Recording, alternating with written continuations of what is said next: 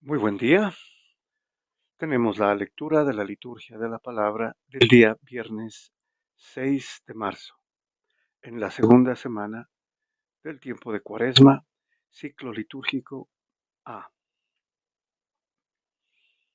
Muy bien, damos el crédito correspondiente. Estamos leyendo del misal popular que edita Paulinas con base en la Conferencia Episcopal de Colombia.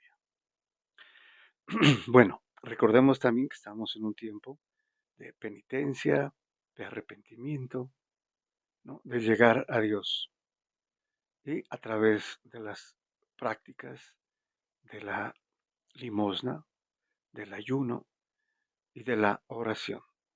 Todo esto en preparación para la Semana Mayor, la Semana Santa. Muy bien, vamos a la primera lectura. Lectura del libro del Génesis, capítulo 37, versículos del 3 al 4, del 12 al 13, parte A, y del 17, parte B, al 28. Bueno, vamos entonces a ver qué nos dice el libro del Génesis.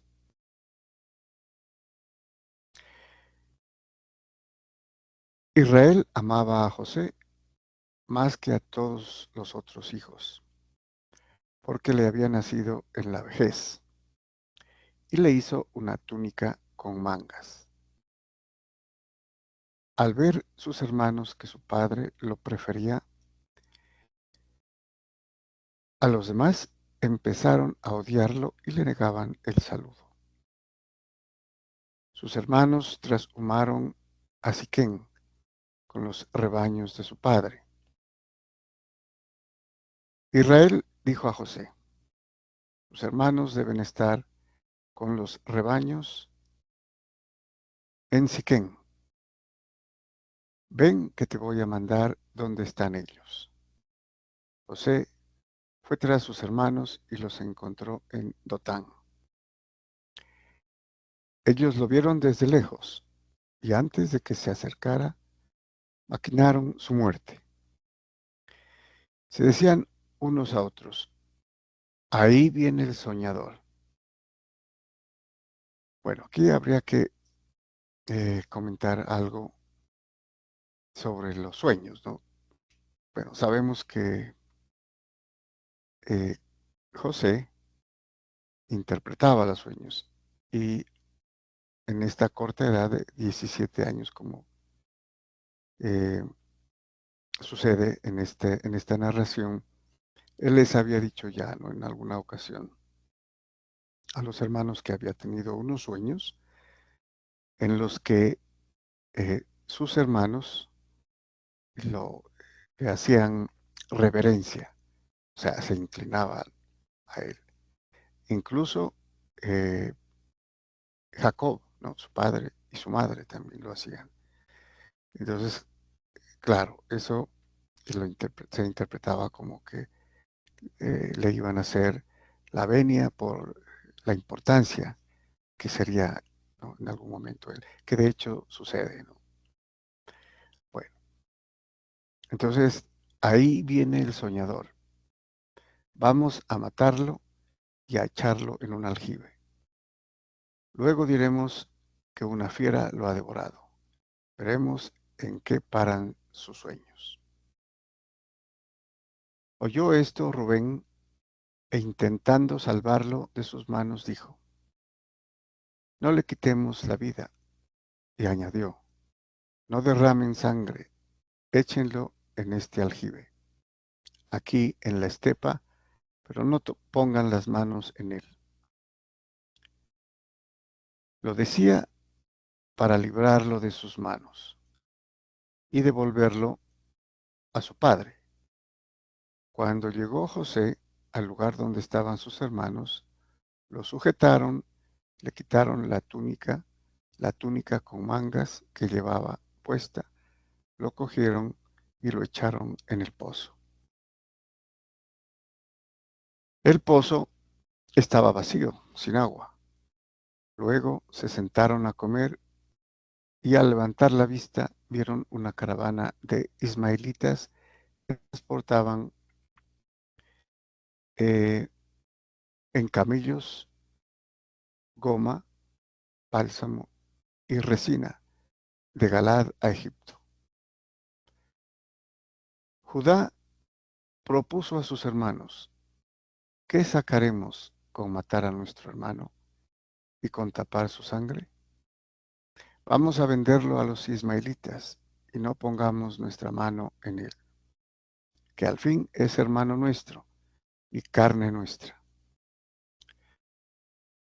Los hermanos aceptaron.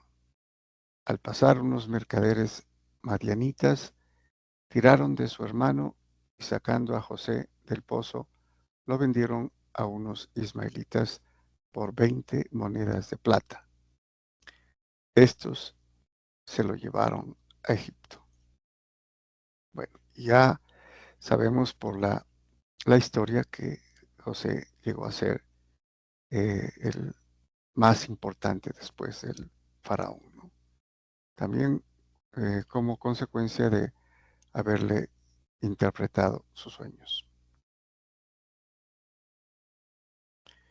Bueno, continuamos con el Salmo. Tenemos el Salmo 104, cuyo responso es: recuerden las maravillas que hizo el Señor. Este es un salmo de alabanza y de acción de gracias. Bueno, nos dice el salmista.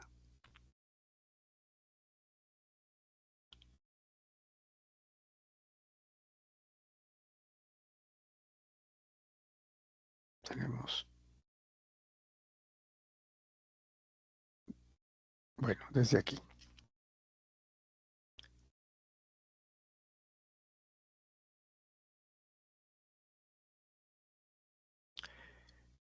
Llamó al hambre sobre aquella tierra, cortando el sustento de pan. Por delante había enviado a un hombre, a José, vendido como esclavo. Bueno, como sabemos por también la historia sagrada, hubo una escasez tremenda en la tierra de Canaán, ¿no?, donde habitaba eh, Jacob con sus hijos, su familia. Y tuvieron que ir a Egipto, ¿no? Y allá obviamente estaba José, el que vendieron, ¿no?, sus hermanos. Le trabaron los pies con grillos, le metieron el cuello en la argolla hasta que se cumplió su predicción y la palabra del Señor lo acreditó. Bueno, también sabemos que José fue a parar a la prisión en Egipto, ¿no? Pero luego pudo revelar los sueños del faraón, cosa que nadie podía hacerlo. Y él lo hizo y obviamente la historia de José cambió. El rey lo mandó desatar, el señor de pueblos le abrió la prisión, lo nombró administrador de su casa, señor de todas sus posesiones. Bueno, esto hizo entonces el faraón con José. Y José fue el más importante, ¿no?, con todo el poder, la autoridad después del faraón. Bueno, y acá llegarán sus hermanos con Jacob. Muy bien, vamos al Evangelio. Tenemos el Evangelio según San Mateo, capítulo 21, versículos del 33 al 43 y del 45 al 46. Bueno, también es un pasaje bastante conocido. Haremos algunas observaciones al texto. Nos dice San Mateo: en aquel tiempo dijo Jesús a los sumos sacerdotes y a los ancianos del pueblo: escuchen otra parábola. Había un propietario que plantó una viña, la rodeó con una cerca, cavó en ella un lagar, construyó una torre, la arrendó a unos labradores y se marchó lejos. Llegado el tiempo de los frutos, envió sus criados a los labradores para recibir los frutos que le correspondían. Bueno, aquí habría que hacer eh, unas observaciones antes de terminar, ¿no?, la narración. Y es que aquí se está dirigiendo Jesús a los sumos sacerdotes, a las autoridades eh, del judaísmo, ¿no? Sumos sacerdotes y ancianos del pueblo, los sabios, digámoslo así, o los jueces. Y utiliza esta parábola que también podría ser una alegoría, ¿no?, donde hay eh, obviamente comparaciones. Entonces, el propietario, en este caso, sería Dios. La viña, ¿sí?, sería Israel. Dice que construyó un lagar, una viña, tiene un lagar porque de ahí se va a extraer el, las uvas, ¿no?, y a producir el vino. Construyó una torre, ¿no?, para vigilar y la arrendó a unos labradores. Los labradores tendrían que ser aquí las autoridades judías. Y se marchó lejos. Llegado el tiempo de los frutos, viene a recoger los frutos, ¿no? Envía a sus criados a los labradores. Los criados, en este caso, serían los profetas, ¿no? Y nuevamente van a los labradores para recibir los frutos. Los labradores, como ya dijimos, son las autoridades judías. En este caso, los sumos sacerdotes, y también estarían los ancianos, los escribas, doctores de la ley. Bueno, continúa la narración. Pero los labradores, agarrando a los criados, apalearon a uno, mataron a otro y a otro lo apedrearon. Envió de nuevo a otros criados, más que la primera vez, e hicieron con ellos lo mismo, ¿no? Entonces ya les está dando que envió más trabajadores, más siervos que pidieran el fruto a los labradores. O sea, envió más profetas. Pero hicieron lo mismo, ¿no? Apedrearon, mataron eh, a los que enviaba. Por último, les mandó a su hijo, diciéndose, tendrán respeto a mi hijo. Pero los labradores, al ver al hijo, se dijeron, este es el heredero, vengan, lo matamos y nos quedamos con la herencia. Y agarrándolo, lo sacaron de la viña y lo mataron.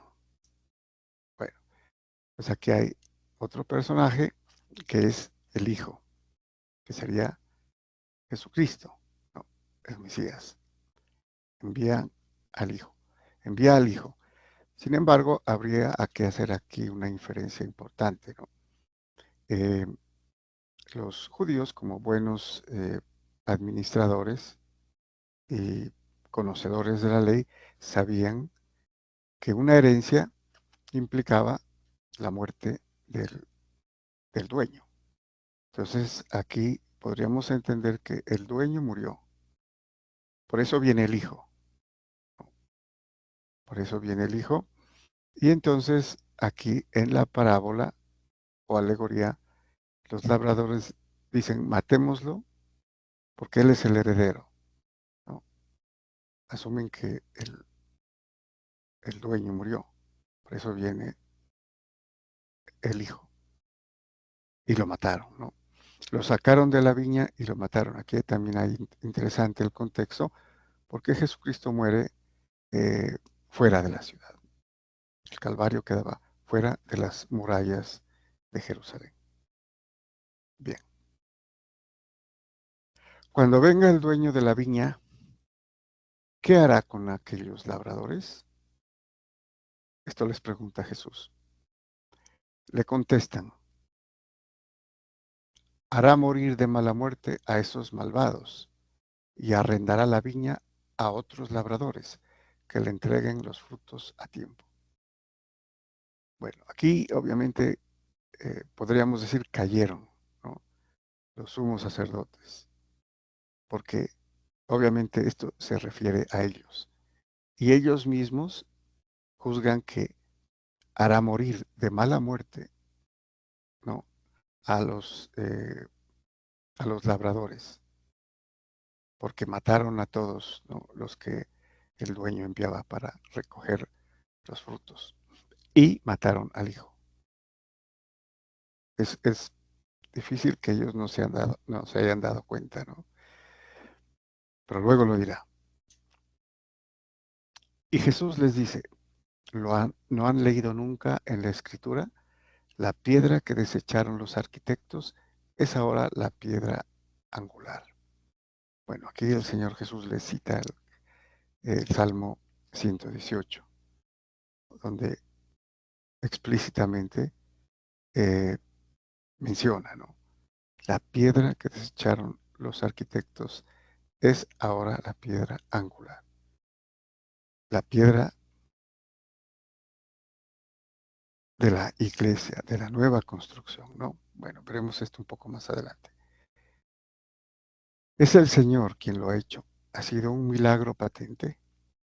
Por eso les digo que se les quitará a ustedes el reino de Dios y se le dará a un pueblo que produzca sus frutos. Bueno, entonces ya lo dijeron, ¿no? Los sumos sacerdotes. Tiene que darse a un pueblo, a unos labradores que produzcan y que entreguen los frutos. Y aquí el Señor Jesús les dice, se les quitará a ustedes. Entonces ya se identifica, ¿no? En la alegoría ya identifica el Señor Jesús a ellos. Se les quitará a ustedes el reino y se le dará a un pueblo que produzca sus frutos. Y en este caso se refiere al nuevo pueblo de Dios, que es la iglesia. La iglesia está compuesta por todos los pueblos, incluso los mismos judíos, ¿no? Y los gentiles o paganos, todos los pueblos. La iglesia católica, universal, todos entran ahí. Y que produzca sus frutos, ¿no? Es importante. Lo dijeron también los sumos sacerdotes. Ahora concluye. Los sumos sacerdotes y los fariseos, al oír sus parábolas, comprendieron que se refería a ellos. Y aunque intentaban echarle mano, temieron a la gente que lo tenía por profeta. Entonces finalmente se dieron cuenta, ¿no? Bueno, es una parte importante de esta figura que es parábola, pero que también tiene de alegoría. Muy bien, muchas gracias y bendiciones.